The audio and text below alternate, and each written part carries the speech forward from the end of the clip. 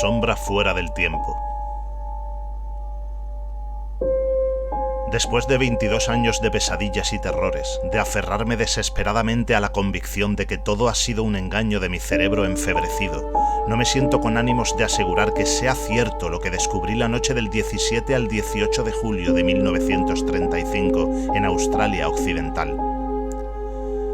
Hay motivos para abrigar la esperanza de que mi experiencia haya sido, al menos en parte, una alucinación, desde luego justificada por las circunstancias.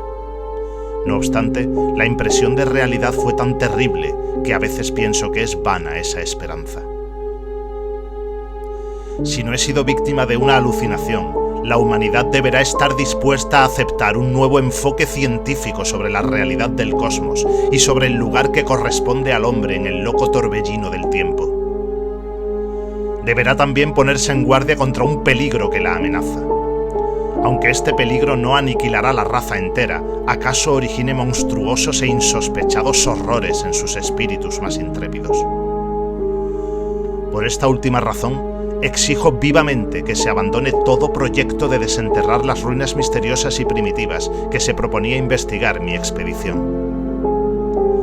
Si, efectivamente, me encontraba despierto y en mis cabales, puedo afirmar que ningún hombre ha vivido jamás nada parecido a lo que experimenté aquella noche, lo cual, además, constituía una terrible confirmación de todo lo que había intentado desechar como pura fantasía. Afortunadamente no hay prueba alguna, toda vez que, en mi terror, perdí el objeto que, de haber logrado sacar de aquel abismo, habría constituido una prueba irrefutable. Cuando me enfrenté con aquel horror, estaba solo, y hasta la fecha no lo he relatado a nadie. No pude impedir que los demás continuasen excavando en dirección a tal objeto, pero la suerte y la arena evitaron accidentalmente que lo encontraran. Ahora debo hacer una relación completa de los hechos, no solo en beneficio de mi propio equilibrio mental, sino como advertencia para todos los lectores serios. Estas páginas, muchas de las cuales, las primeras sobre todo, resultarán familiares al lector asiduo de la prensa general y científica, están escritas en el camarote del barco que me trae de regreso a casa. Se las entregaré a mi hijo, el profesor Wingate Paisley, de la Universidad de Miskatonic, cuyo miembro de mi familia ha permanecido a mi lado durante la extraña amnesia que me afectó durante tanto tiempo y la persona más al tanto de las circunstancias y detalles que concurrieron en mi caso. De todo el mundo, probablemente será él quien menos se burle de lo que voy a contar sobre aquella noche fatal. No le he dicho nada antes de embarcar, porque pienso que es mejor para él revelárselo por escrito. Leyendo y releyendo estas páginas con calma, podrá formarse una idea mucho más exacta y convincente que la que podría proporcionarle en 4 palabras atropelladas. Que él haga de este relato lo que crea más conveniente. No me importa que lo dé a conocer con las debidas aclaraciones en donde más convenga. Teniendo en cuenta, pues, que quienes lleguen a leerlo pueden no estar al corriente de la fase inicial de mi caso, he hecho un resumen bastante detallado de los antecedentes. Me llamo Nathaniel Wingate Paisley, y quienes recuerden mis artículos periodísticos de hace unos 15 años, o los artículos y cartas que publiqué en revistas de psicología hace un par de lustros, sabrán quién soy. En la prensa aparecieron muchos detalles acerca de la extraña amnesia que me sobrevino entre 1908 y 1913, amnesia que fue relacionada en gran parte con las horrendas tradiciones de brujería existentes en la pagana ciudad de Arkham, Massachusetts, que, como ahora, constituía entonces mi lugar de residencia. Con todo, me habría gustado saber si no hubo algún elemento de locura hereditaria en los primeros años de mi vida. Este es un hecho de enorme importancia para mí, ya que si no hubo tal cosa, la sombra de horror que se abatió sobre mí procedía irremisiblemente del exterior. Puede que los pasados siglos de tinieblas hayan hecho a la ruinosa ciudad de Arkham particularmente vulnerable a ciertas amenazas preternaturales, pero parece dudoso a la luz de los distintos casos que posteriormente tuve ocasión de estudiar. Sin embargo, hasta donde he podido indagar, mis antecedentes familiares son normales por completo.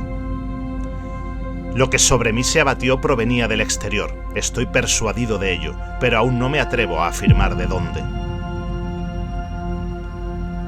Soy hijo de Jonathan Peasley y de Hannah Wingate, ambos procedentes de antiguas y sanas familias de Haverhill.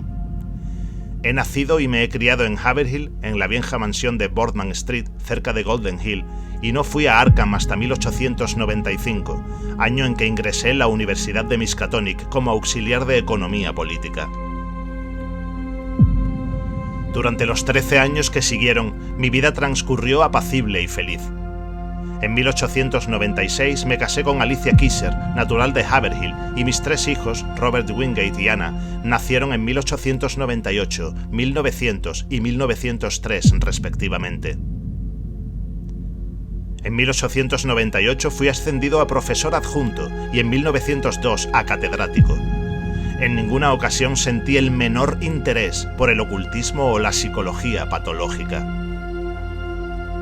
La extraña crisis de amnesia me sobrevino un jueves, el 14 de mayo de 1908.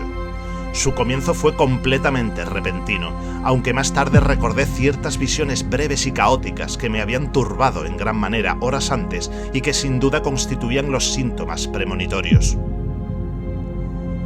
Sentía además fuertes dolores de cabeza y una extraña sensación totalmente nueva para mí. Era como si alguien tratara de apoderarse de mis pensamientos. La cosa me ocurrió a eso de las 10:20 de la mañana, mientras dictaba una clase de historia y tendencias actuales de la economía política ante numerosos alumnos de tercer año y unos pocos de segundo. Empecé por ver extrañas formas danzantes y a sentir que me encontraba en una habitación desconocida que no era el aula de la universidad. Mis pensamientos y discursos se desviaron del tema y los estudiantes comprendieron que algo grave me ocurría. Entonces, sentado donde estaba, me sumí en un estupor del que nadie podía sacarme. Pasaron 5 años, 4 meses y 13 días antes de recobrar el uso de mis facultades. Lo que voy a relatar a continuación, como es natural, lo he sabido a través de otras personas. Permanecí en un coma profundo por espacio de 16 horas y media, a pesar de ser trasladado a mi casa, Crane Street 27, y de prestárseme una magnífica asistencia médica. A las 3 de la madrugada del día 15 de mayo, abrí los ojos y comencé a hablar, pero el médico y mi familia no tardaron en alarmarse vivamente por el cambio de mi expresión y mi lenguaje. Estaba claro que yo no recordaba mi identidad ni mi pasado, aunque por alguna razón parecía como si yo pretendiera ocultar esta inmensa laguna de mi memoria.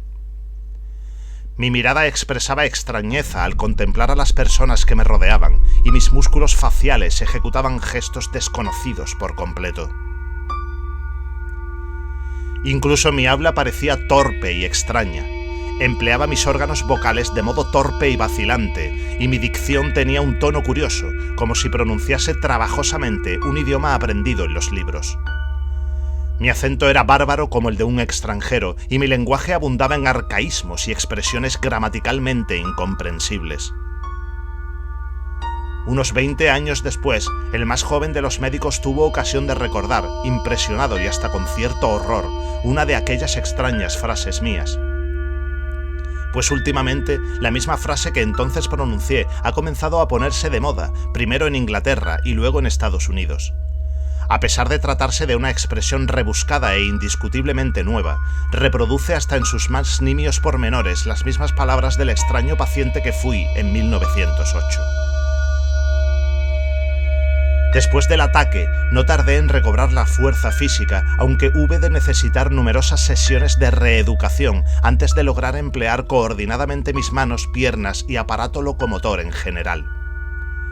A causa de este y otros obstáculos inherentes a mi cuadro amnésico, estuve sometido durante largo tiempo a rigurosos cuidados médicos.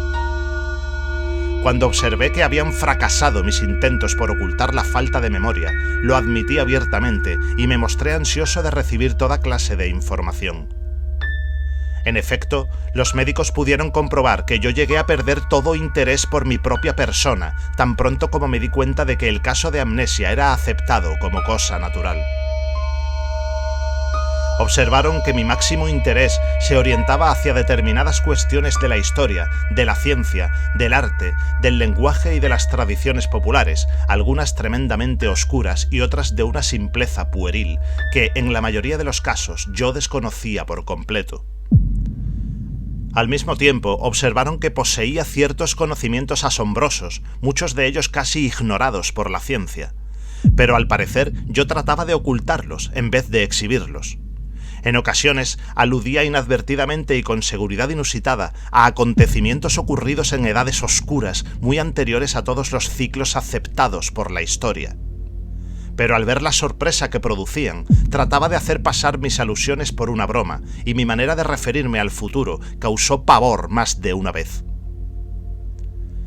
Pronto dejé de manifestar esos misteriosos destellos de asombroso saber. Algunos observadores los atribuyeron a una hipócrita reserva por mi parte, más que a una disminución de los excepcionales conocimientos que se vislumbraban tras de mis palabras. Por otra parte, se mantenía mi desmesurada avidez por asimilar la lengua, las costumbres y las perspectivas del mundo en el futuro. Era como si yo fuese un investigador venido de tierras remotas y extrañas. En cuanto me lo autorizaron, comencé a frecuentar asiduamente la biblioteca de la universidad. Poco después, inicié los preparativos de aquellos viajes extraordinarios y aquellos cursos especiales que di en diversas universidades americanas y europeas, que tantos comentarios provocaron a continuación. En ningún momento perdí contacto con sabios y eruditos, aprovechando que mi caso gozaba de alguna celebridad entre los psicólogos de aquel tiempo. En varias conferencias fui presentado como un caso típico de desdoblamiento de la personalidad, a pesar de que, de vez en cuando, sorprendía a los conferenciantes con algunos síntomas inexplicables o con cierta sombra de ironía cuidadosamente velada. No obstante, casi nadie demostró simpatía o afecto hacia mí. Había algo en mi aspecto y en mi manera de hablar que suscitaba temor y aversión en aquellos con quienes me relacionaba. Era como si yo fuese un ser infinitamente alejado de todo lo equilibrado y normal. Mi presencia les producía una vaga sensación que les hacía pensar en abismos incalculables de distancia. Ni siquiera mi propia familia constituía una excepción. Desde el momento en que me recobré del colapso, mi mujer me miró con extremada aversión y horror, jurando que yo era un desconocido que usurpaba el cuerpo de su marido. En 1910 obtuvo el divorcio judicial y no consintió en verme ni aun después de haber vuelto a la normalidad en 1913. Estos sentimientos eran compartidos por mi hijo mayor y mi hija pequeña. Desde entonces no he vuelto a ver a ninguno de ellos. Solo mi hijo segundo, Wingate, fue capaz de vencer el terror y la repugnancia que mi cambio despertaba. Se daba cuenta, indudablemente, de que yo era un extraño. Pero aunque tenía 8 años de edad, mantuvo la firme confianza de que al fin recobraría mi propia identidad. Cuando esto sucedió, vino a buscarme y los tribunales me confiaron su custodia. Durante los años subsiguientes me ayudó en los estudios que emprendí y hoy, con sus 35 años, es profesor de psicología de la Universidad de Miskatonic. Pero, en verdad, no me sorprende el horror que provocaba a los demás. Efectivamente, el espíritu, la voz y la expresión del semblante del ser que despertó el 15 de mayo de 1908 no eran de Nathaniel Wingate Peaslee.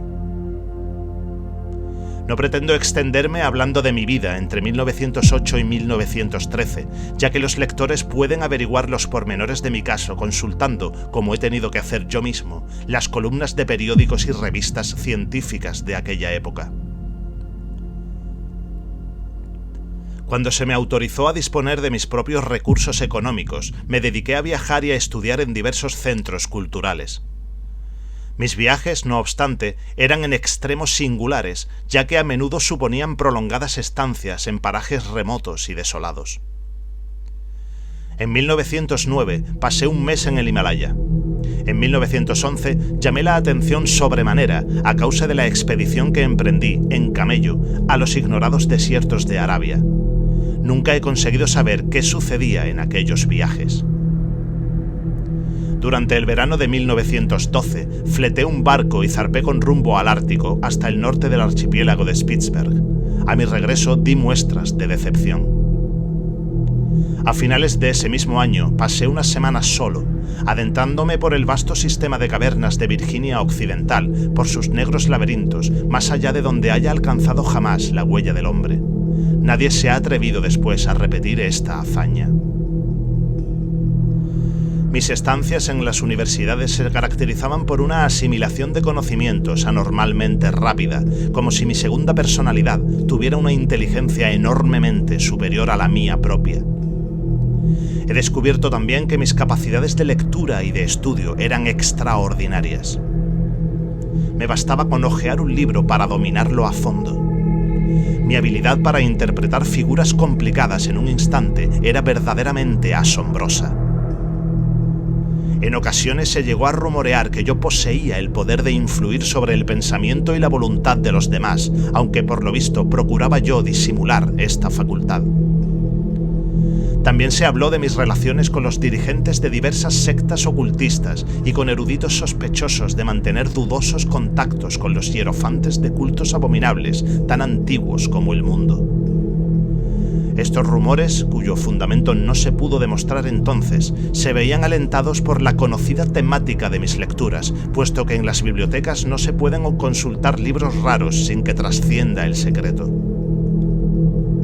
Hay pruebas palpables, mis anotaciones marginales, de que estudié a conciencia libros tales como el Cultes des Gaules, del Conde d'Erlet, de Vermis Mysteris, de Ludwig Pring, el Unaussprechlichen Kulten, de von Junz, los fragmentos que se conservan del enigmático libro de Eibon y el terrible Necronomicon del árabe loco Abdul al-Azred. Y es innegable, además, que durante el tiempo de mi sorprendente cambio renació una perversa actividad en numerosos cultos secretos. En el verano de 1913 comencé a dar muestras de aburrimiento y desinterés e insinué a varias personas que cabía esperar en mí un pronto cambio. Les dije que volvían a mí algunos recuerdos de mi vida anterior, pero me juzgaron insincero, considerando que todos los detalles que yo mencionaba podían proceder de mis antiguas notas personales. Hacia mediados de agosto regresé a Arkham y abrí mi casa de Crane Street, cerrada durante todo este tiempo. Instalé allí un artefacto de raro aspecto, cuyas piezas habían sido construidas por diferentes fabricantes americanos y europeos de aparatos de precisión, y lo mantuve celosamente oculto de toda persona inteligente que pudiera comprender de qué se trataba. Los pocos que llegaron a verlo, un obrero, una sirvienta y la nueva ama de llaves, decían que era como un armazón de varillas, ruedas y espejos.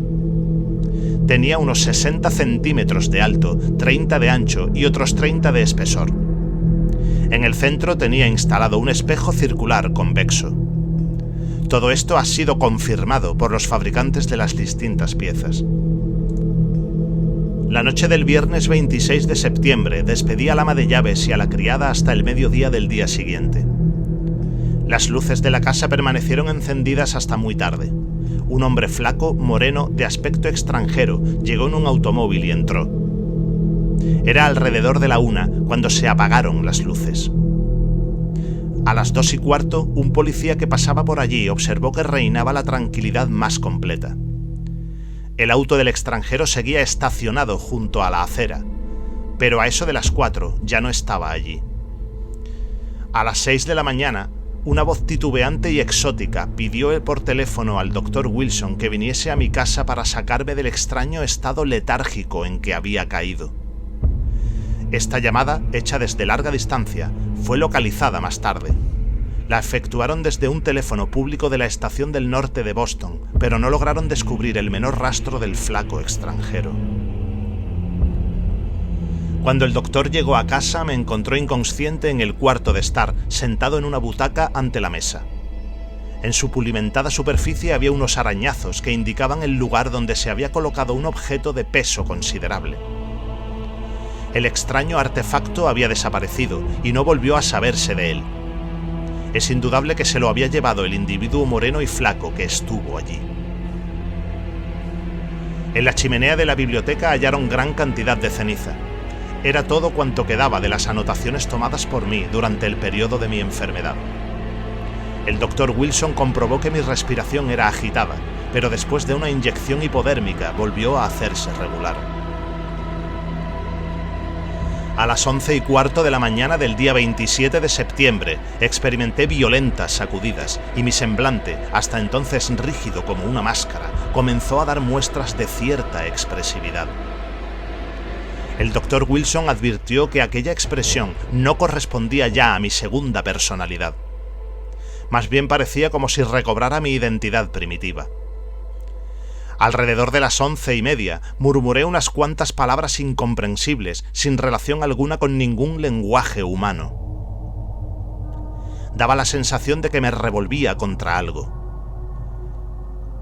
Luego, justo después de mediodía, cuando ya habían regresado el ama de llaves y la criada, empecé a decir en inglés: de los economistas ortodoxos de ese periodo, Gibbons representa la tendencia predominante a establecer correlaciones científicas. Su intento de relacionar el ciclo económico de prosperidad y crisis con el ciclo físico de las manchas solares constituye, sin embargo, la cúspide.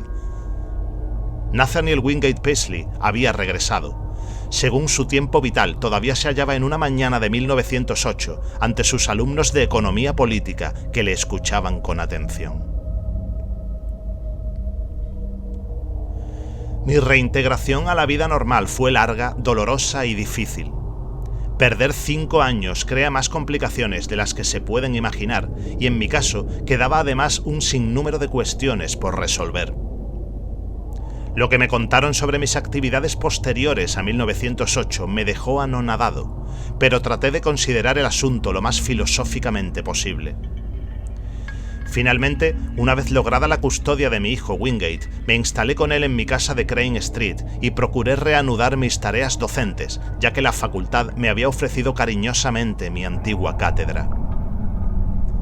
Me incorporé a mi trabajo en febrero de 1914 y a él me dediqué durante un año.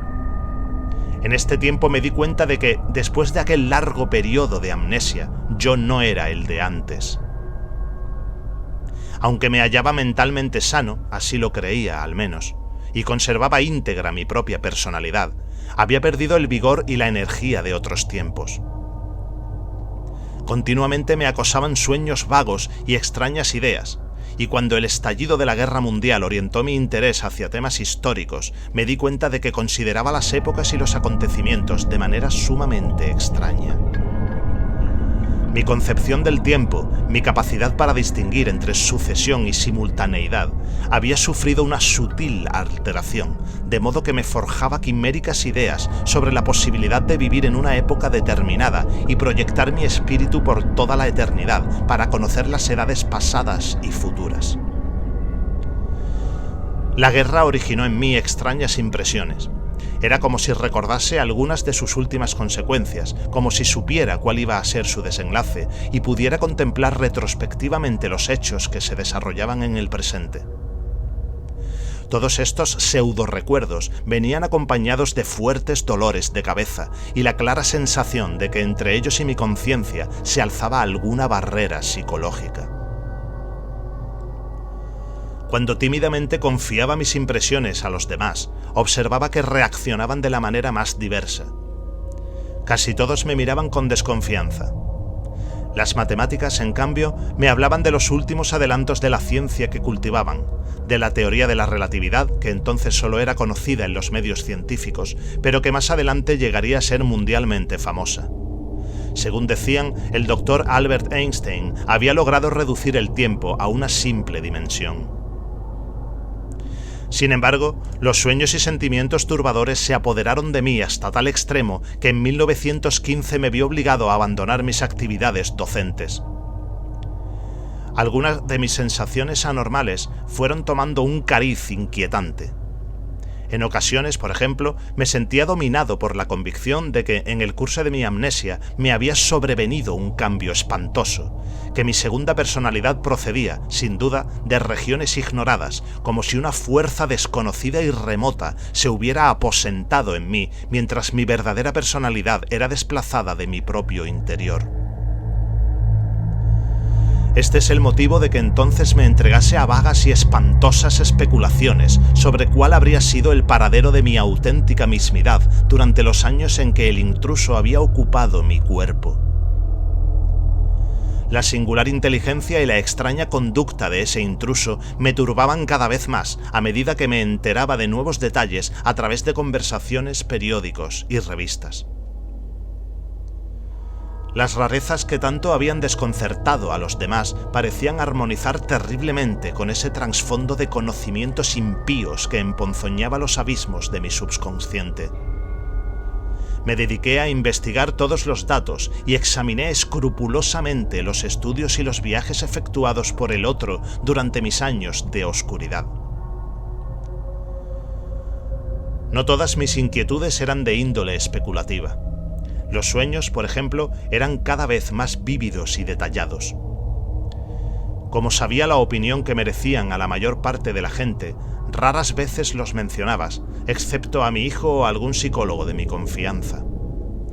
Pero finalmente comencé un estudio científico de otros casos de amnesia, con el fin de averiguar hasta qué punto las visiones que yo padecía eran características de esa afección.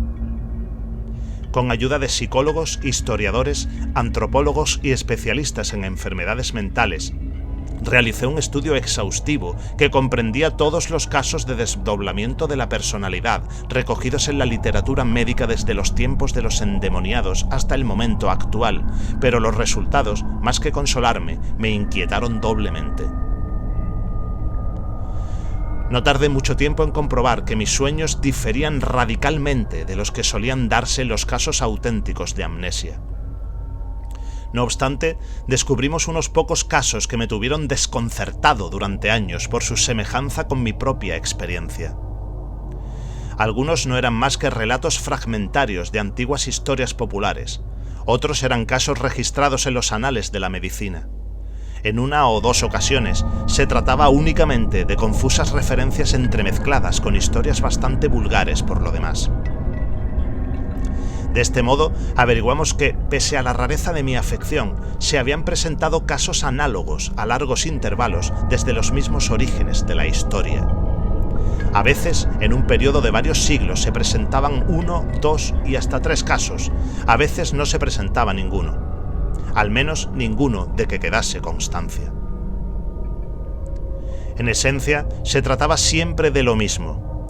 Una persona de alto nivel intelectual se veía dominada por una segunda naturaleza que le obligaba a llevar, durante un periodo más o menos largo, una existencia absolutamente extraña, caracterizada al principio por una torpeza verbal y motora, y más tarde por la adquisición masiva de conocimientos científicos, históricos, artísticos y antropológicos. Este aprendizaje se llevaba a cabo con un entusiasmo febril y denotaba una prodigiosa capacidad de asimilación. Luego el sujeto regresaba a su propia personalidad, que, en lo sucesivo, se veía atormentada por unos sueños vagos, indeterminados, en los que latían recuerdos fragmentarios de algo espantoso que había sido borrado de su mente. La enorme semejanza de aquellas pesadillas con la mía, incluso en algunos detalles insignificantes, no dejaba lugar a dudas sobre su íntima relación. En 2 de aquellos casos, por lo menos, se daban ciertas circunstancias que me resultaban familiares, como si a través de algún medio cósmico inimaginable hubiera tenido noticia de ellos. En otros se mencionaba claramente un desconocido artefacto, idéntico al que había estado en mi casa antes de mi regreso a la normalidad. Otra cosa que llegó a preocuparme durante la investigación fue la frecuencia con que ciertas personas no afectadas por dicha enfermedad sufrían parecida clase de pesadillas. Estas últimas personas eran mayormente de inteligencia mediocre o inferior, y algunas tan primitivas que no se las podía considerar como vectores aptos para la adquisición de una ciencia y unos conocimientos preternaturales. Durante un segundo se veían inflamados por una fuerza ajena, pero enseguida volvían a su estado anterior, quedándoles apenas un recuerdo débil, evanescente, de horrores inhumanos. En los últimos 50 años se habían presentado por lo menos 3 casos de estos. Uno de ellos hace tan solo 15 años. A ¿Acaso se trataba de una entidad desconocida que tanteaba a ciegas a través del tiempo desde el fondo de algún abismo insospechado de la naturaleza? En tal caso, ¿no serían estos casos las manifestaciones de unos experimentos monstruosos cuyo objetivo era preferible ignorar para no perder la razón? Estas eran las fantásticas divagaciones a las que me entregaba continuamente, excitado por las diversas creencias míticas que iba descubriendo en el curso de mis investigaciones. No cabía duda, pues, de que había determinadas historias, persistentes desde la más remota antigüedad y desconocidas al parecer tanto por las víctimas de amnesia como por los médicos que habían estudiado sus casos más recientes, que formaban como un plan asombroso y terrible, destinado a raptar la mente de los hombres, como había ocurrido en mi caso. Aún ahora tengo miedo de referir la naturaleza de esos sueños y las ideas que me asaltaban con mayor intensidad cada vez. Era de locura. A veces creía que, de verdad, me estaba volviendo loco. ¿Acaso era víctima de algún tipo de alucinación que afectaba a los que habían sufrido una laguna en la memoria? En ese caso no sería del todo inverosímil que el subconsciente, en un esfuerzo por llenar un vacío confuso con pseudo-recuerdos, diera lugar a extravagantes aberraciones de la imaginación. Aunque yo me inclinaba más bien por una interpretación basada en los mitos populares, las teorías basadas en dichos esfuerzos del subconsciente gozaban de mayor preponderancia entre los alienistas que me ayudaban en mi búsqueda de casos similares al mío y que compartieron mi asombro ante el exacto paralelismo que solíamos descubrir. Para los psiquiatras, mi estado no podía diagnosticarse como verdadera enfermedad mental, sino más bien como trastorno neurótico. De acuerdo con las normas psicológicas más científicas, alentaron todo intento por mi parte de buscar datos que aportaran alguna luz en este asunto, en vez de pretender inútilmente soslayarlo. Yo tenía en cuenta especialmente la opinión de aquellos médicos que me habían estudiado durante el tiempo que estuve dominado por la otra personalidad. Mis primeros trastornos no fueron de índole visual, sino que se relacionaban con las cuestiones abstractas que ya he mencionado. Y experimenté también al principio un sentimiento vago y profundo de inexplicable horror. Consistía en una extraña aversión a contemplar mi propia figura, como si temiese que mis ojos fueran a descubrir algo ajeno e inconcebiblemente repugnante. Cuando por fin me atrevía a mirarme y percibía mi figura humana y familiar, sentía invariablemente un raro alivio, pero para lograr ese descanso tenía que vencer primero un miedo infinito. Evitaba los espejos por sistema y me afeitaba en la barbería. Pasé mucho tiempo sin relacionar estos sentimientos inquietantes con las visiones fugaces que pronto comenzaron a asaltarme, cada vez más, y a la primera vez que lo hice fue con motivo de la extraña sensación que tenía de que mi memoria había sido alterada artificialmente. Tenía la convicción de que tales visiones poseían un significado profundo y terrible para mí, pero era como si una influencia externa y deliberada me impidiese captar ese significado. Luego empecé a sentir esas anomalías en la percepción del tiempo y me esforcé desesperadamente por situar mis visiones oníricas en sus correspondientes coordenadas tempoespaciales. Al principio, más que horribles, las visiones propiamente dichas eran meramente extrañas. En ellas me hallaba en una cámara abovedada, cuyas elevadísimas arquivoltas de piedra casi se perdían entre las sombras de las alturas. Cualquiera que fuese la época o lugar en que se desarrollaba la escena, era evidente que los constructores de aquella cámara conocían tanta arquitectura por lo menos como los romanos. Había ventanales inmensos y redondos, puertas rematadas en arco y pedestales o altares tan altos como una habitación ordinaria. Sobre los muros se alineaban vastos estantes de madera oscura, con enormes volúmenes que mostraban incomprensibles descripciones jeroglíficas en sus lomos. En su parte visible, los muros estaban construidos con bloques en los que había esculpidas unas figuras curvilíneas de diseño matemático e inscripciones análogas a las que mostraban los enormes libros. La sillería, de granito oscuro, era de proporciones megalíticas. Los sillares estaban tallados de forma que la cara superior, convexa, encajaba en la cara cóncava inferior de los que descansaban encima. No había sillas, pero sobre los inmensos pedestales o altares había libros desparramados, papeles y ciertos objetos que tal vez fuesen material de escritorio. Un recipiente de metal purpúreo cuidadosamente adornado y unas varas con la punta manchada. A pesar de la gran altura de dichos pedestales, sin saber cómo, los veía yo desde arriba. Algunos de ellos tenían encima grandes globos de cristal luminoso que servían de lámparas y artefactos incomprensibles construidos con tubos de vidrio y varillas de metal. Las ventanas, acristaladas, estaban protegidas por un enrejado de aspecto sólido. Aunque no me atrevía a asomarme por ellas, desde donde me encontraba podía divisar macizos ondulantes de una singular vegetación parecida a los helechos. El suelo era de enormes losas octogonales. No había ni cortinajes ni alfombras. Más adelante tuve otras visiones. Atravesaba por ciclópeos corredores de piedra y subía y bajaba por inmensos planos inclinados, construidos con idéntica y gigantesca sillería. No había escaleras por parte alguna, ni pasadizo que no tuviera menos de 10 metros de ancho. Algunos de los edificios, en cuyo interior me parecía flotar, debían de tener una altura prodigiosa. Bajo tierra había también numerosas plantas superpuestas y trampas de piedra selladas con flejes de metal que hacían pensar en bóvedas aún más profundas, donde acaso moraba un peligro mortal.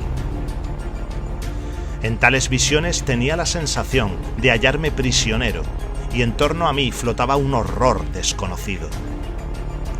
Me daba la impresión de que los burlescos jeroglíficos curvilíneos de los muros habían significado la perdición de mi espíritu, de haberlos sabido interpretar.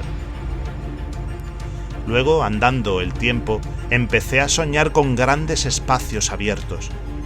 Desde los ventanales redondos y desde la gigantesca terraza del edificio, contemplaba extraños jardines y una enorme extensión árida, con una alta muralla ondulada, a la que conducía una rampa más elevada que las demás. A uno y otro lado de las vastas avenidas, que medirían unos 70 metros de anchura, se aglomeraba un sinfín de edificios gigantescos, cada uno de los cuales poseía su propio jardín. Estos edificios eran de aspecto muy variado, pero casi ninguno de ellos tenía menos de 300 metros de alto, ni más de 60 metros cuadrados de superficie. Algunos parecían realmente ilimitados. Sus fachadas superaban sin duda los 1000 metros de altura, perdiéndose en los cielos brumosos y grises. Todas las construcciones eran de piedra o de hormigón, y la mayor parte de ellas pertenecía al mismo estilo arquitectónico curvilíneo del edificio donde me encontraba yo. En vez de tejado tenían terrazas planas, cubiertas de jardines y rodeadas de antepechos ondulados. Algunas veces las terrazas eran escalonadas y otras quedaban grandes espacios abiertos entre los jardines. En las enormes avenidas me pareció vislumbrar cierto movimiento, pero en mis primeras visiones me fue imposible precisar de qué se trataba. En determinados parajes llegué a descubrir unas torres enormes, oscuras, cilíndricas, que se elevaban muy por encima de cualquier otro edificio. Su aspecto las distinguía radicalmente del resto de las construcciones. Se hallaban en ruinas y, a juzgar por ciertas señales, debían ser prodigiosamente antiguas. Estaban construidas con bloques rectangulares de basalto y en su extremo superior eran ligeramente más estrechas que la base. Aparte de sus puertas grandiosas, no se veía el menor rastro de ventana o abertura. Asimismo, observé que había otros edificios más bajos, todos ellos desmoronados por la acción erosiva de un tiempo incalculable, que parecían una versión arcaica y rudimentaria de las enormes torres cilíndricas. En torno a todo este conjunto ciclópeo de edificios de sillería rectangular se cernía un inexplicable halo de amenaza, análogo al que envolvía a las trampas selladas. Los jardines eran tan extraños que casi causaban pavor. En ellos crecían desconocidas formas vegetales que sombreaban amplios senderos flanqueados por monolitos cubiertos de bajorrelieves. Predominaba una vegetación criptógama que recordaba a una especie de helechos descomunales, unos verdes y otros de un color pálido enfermizo, como los hongos. Entre ellos se alzaban unos árboles inmensos y espectrales que parecían calamites y cuyos troncos, semejantes a cañas de bambú, alcanzaban alturas increíbles. También había otros empenachados como cicas fabulosas y arbustos grotescos de color verde oscuro y otros mayores que, por su aspecto, podrían tomarse por coníferas. Las flores eran pequeñas y descoloridas, distintas de cualquier especie conocida, y se abrían entre el verdor de los amplios macizos geométricos. En unas cuantas terrazas o jardines colgantes se veían otras especies de flores, mucho más grandes, de vivos colores y formas mórbidas y complicadas, producto seguramente de sabias hibridaciones artificiales. Y había ciertos hongos de formas, dimensiones y matices inconcebibles, cuya disposición ornamental ponía de manifiesto la existencia de una desconocida, pero indiscutible, tradición jardinera. En los grandes parques parecía como si se hubiese procurado conservar las formas irregulares y caprichosas de la naturaleza. En las azoteas, en cambio, se hacía patente el arte del podador.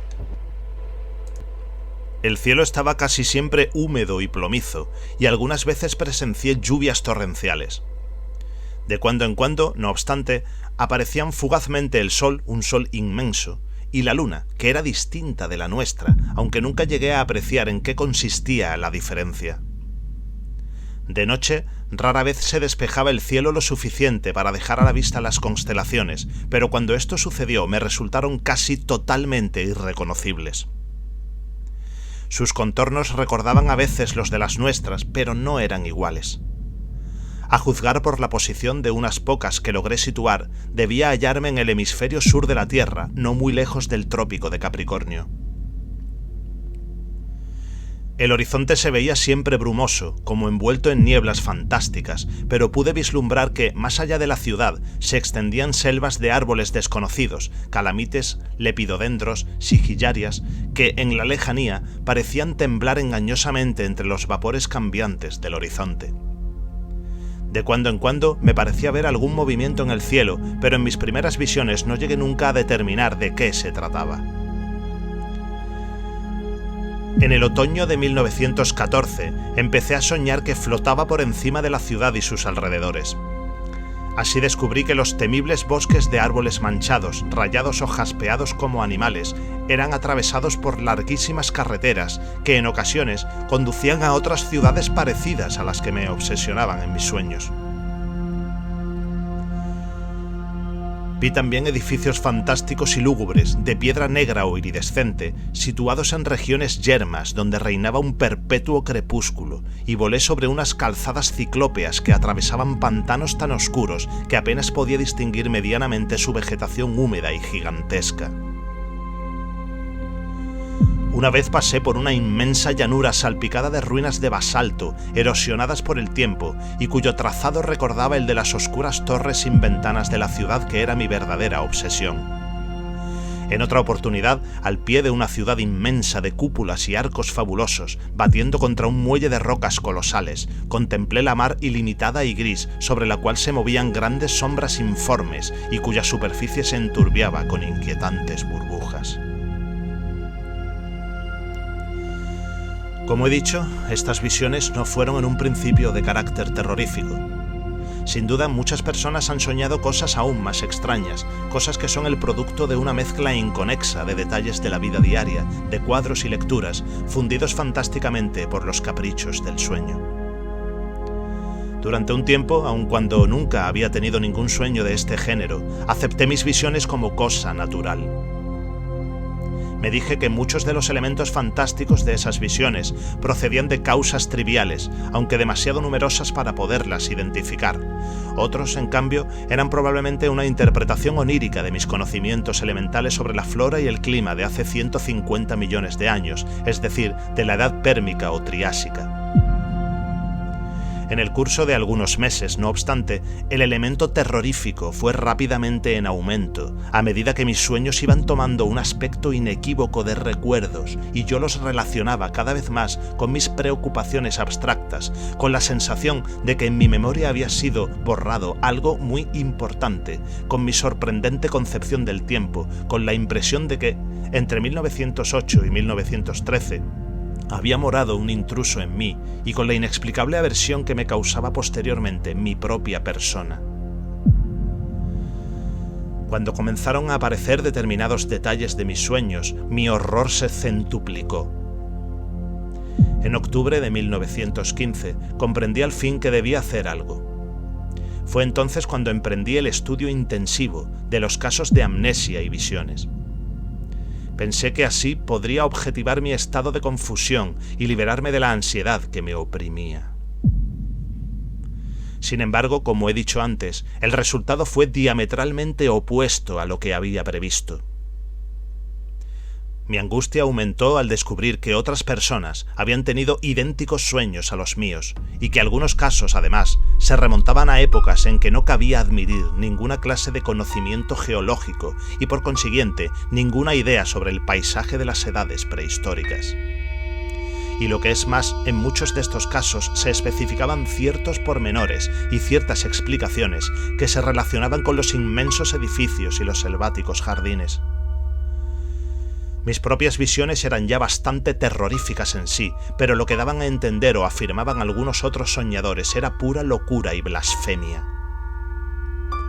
Lo peor de todo fue que la lectura de aquellas experiencias que contaban suscitó en mí nuevos sueños aún más descabellados y un presagio de revelaciones venideras. No obstante, casi todos los médicos me aconsejaron proseguir mi investigación.